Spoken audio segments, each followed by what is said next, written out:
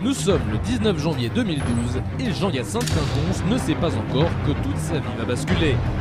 Cette histoire est basée sur des faits réels. Il est 16h25 lorsque Jean-Hyacinthe Quinconce rentre de son travail harassant.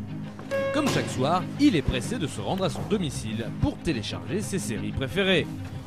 Ce jour-là, Jean-Hyacinthe a connu une journée fatigante. Jean-Hyacinthe est fatigué plus qu'à l'accoutumée et Jean-Hyacinthe ne se doute de rien, mais sa vie va basculer. Il est 16h30 quand Jean-Hyacinthe allume son computer.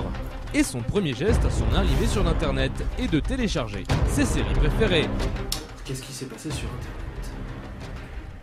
Et là, Jean-Hyacinthe n'en revient pas de ses yeux. Qu'est-ce que c'est que ce bordel?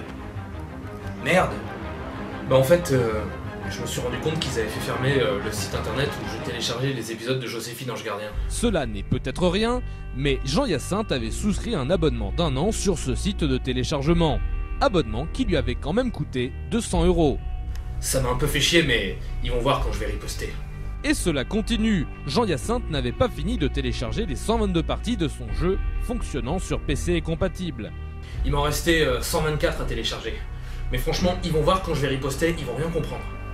Pour Jean-Hyacinthe, c'est la goutte d'eau qui fait déborder le fleuve. Après de longs sanglots, il décide de s'inscrire à Anonymous et commence à hacker les sites du FBI, de Adopi et même de Colonel Rayel. Mais ça, c'est ce que Jean-Hyacinthe aurait fait s'il avait des couilles. Parce que dans la réalité, Jean-Hyacinthe n'a rien fait de constructif à part se plaindre sur les réseaux sociaux. Parce que n'oublions pas que comme nous tous, Jean-Hyacinthe n'est qu'un Français.